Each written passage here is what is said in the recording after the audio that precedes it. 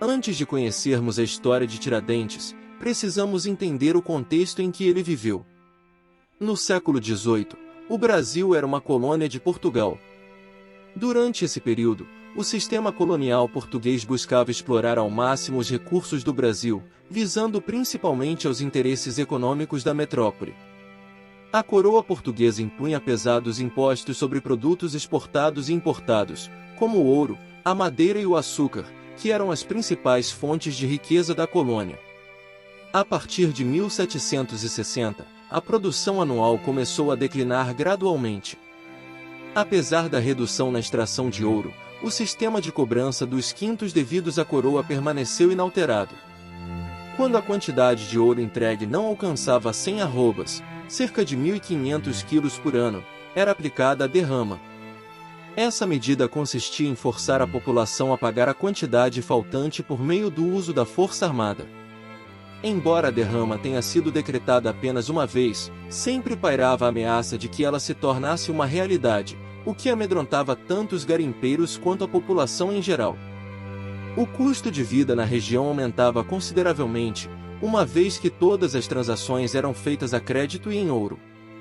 Como resultado, os funcionários encarregados do monopólio do ouro começaram a acumular dívidas.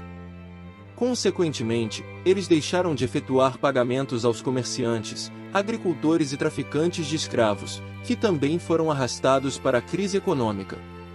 Além disso, o Alvará de 1785 agravou ainda mais a situação. Essa lei determinou o fechamento de manufaturas locais, proibindo a produção de tecidos de qualquer tipo. Isso obrigava a população a consumir apenas produtos importados, que eram mais caros. Tá gostando da história? Você pode fazer parte da comunidade de apoiadores do nosso canal.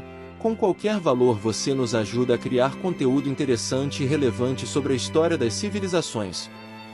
Basta contribuir via Pix. A chave está no comentário fixado. Continue aí que ainda não acabou.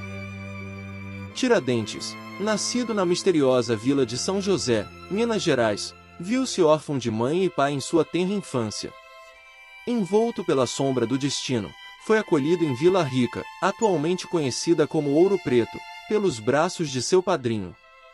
A vida de Tiradentes foi marcada por uma incessante busca por identidade e sustento. Percorreu trilhas obscuras, experimentando as mais diversas profissões. Arrancar dentes, um ofício que à época não conhecia senão como propósito principal dos dentistas, tornou-se a essência de sua alcunha temida, Tiradentes. No entanto, suas pegadas iam além dos consultórios impregnados de dor. Ele caminhou como tropeiro, desbravando estradas árduas, carregando o peso do passado e as promessas do futuro. Comerciante astuto, navegou pelos mares tumultuados do comércio, negociando sonhos e sustento. Mas sua alma inquieta e sedenta por descoberta o levou a adentrar as entranhas da terra. O manto negro do minerador envolveu sua figura, mergulhando nas profundezas inexploradas, onde o brilho das pedras escondia segredos e desejos incontidos. E assim, o destino o conduziu por caminhos inesperados. No momento em que as teias da conspiração se entrelaçavam, ele encontrou seu chamado mais desafiador. No coração tumultuado da Inconfidência Mineira, Tiradentes se ergueu como uma chama incandescente. Tiradentes se envolveu na Inconfidência Mineira enquanto era militar, ocupando o posto de alferes. Sua habilidade como comunicador foi essencial para conquistar seguidores para a causa revolucionária. A Inconfidência Mineira, também conhecido como Conjuração Mineira, foi uma conspiração organizada por contratadores que temiam a derrama, uma prática de cobrança de dívidas realizada pela coroa portuguesa. A derrama consistia em uma medida do governo português em que todos os devedores da coroa deveriam pagar suas dívidas, ou ter seus bens confiscados. Os contratadores que tinham dívidas com Portugal se reuniram para encontrar uma solução que evitasse essa cobrança. Durante as reuniões, os conspiradores chegaram à conclusão de que a melhor maneira de combater os abusos de autoridade seria tornar Minas Gerais uma república independente de Portugal. O grupo era formado pela elite mineira, incluindo coronéis, poetas e advogados, que planejavam assumir o controle da capitania de Minas Gerais, e eliminar as taxas impostas pela coroa portuguesa. No entanto, Tiradentes era um dos poucos membros do movimento que não pertencia à elite econômica de Minas Gerais.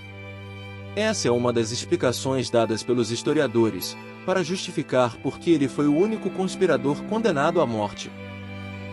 No entanto, em 1789, a traição manchou a pureza do movimento. Um dos próprios conspiradores, Joaquim Silvério dos Reis, revelou os segredos da Inconfidência. Traíra seus irmãos de ideal em busca de perdão para suas próprias dívidas, e vantagens para sua família. Com a traição exposta, as autoridades reagiram com fúria. A derrama foi suspensa, mas um novo inimigo surgiu, a perseguição. Os participantes foram caçados, capturados e submetidos a um julgamento cruel. O destino de Tiradentes foi especialmente cruel. Seus bens foram tomados, sua casa reduzida a cinzas e sua terra salgada, uma prática vingativa da coroa portuguesa destinada aos traidores, tornando-a estéril e inútil para o cultivo.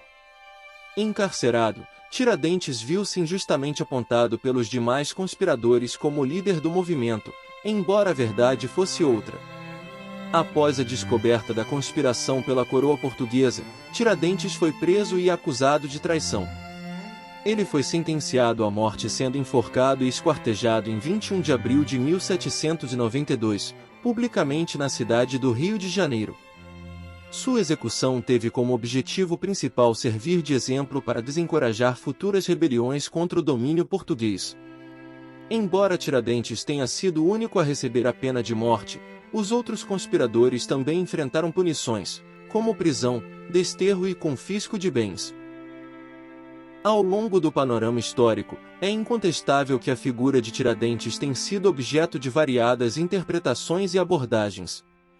A partir daquele emblemático episódio, o golpe republicano ocorrido em 15 de novembro de 1889, presenciamos a metamorfose de Tiradentes em um ícone nacional. Afinal, ele se apresentava como o arquétipo perfeito para personificar a contenda contra a recém-abatida monarquia. Desse modo, a localidade em que Tiradentes veio ao mundo, situada em Minas Gerais e conhecida como Vila de São José, viu-se prontamente renomeada, em 3 de dezembro de 1889 para a cidade de Tiradentes. Em sequência, o local da execução de Tiradentes, conhecido como Campo da Lampadosa, foi rebatizado como Praça Tiradentes no ano subsequente. Posteriormente, em 9 de dezembro de 1965, no governo do general Castelo Branco, nosso herói recebeu a solene distinção de patrono cívico da nação brasileira. Durante o período do regime militar, curiosamente, Tiradentes era frequentemente retratado com barba e cabelos longos, evocando uma semelhança com Jesus Cristo. Ademais, de maneira simbólica, ele sempre ostentava o nó da forca ao redor do pescoço, uma recordação do infausto preço que pagou ao insurgir-se contra a ordem estabelecida. Atualmente, percebemos que a figura de Tiradentes como líder do movimento tem sido objeto de questionamentos por parte de estudiosos criteriosos. Alguns argumentam que ele teria sido designado como dirigente máximo da revolta pelos demais envolvidos, uma vez que estes almejavam livrar-se de suas próprias responsabilidades.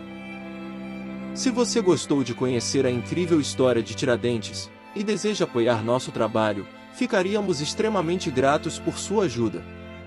Sua colaboração nos ajudará a continuar produzindo conteúdos históricos emocionantes e de qualidade.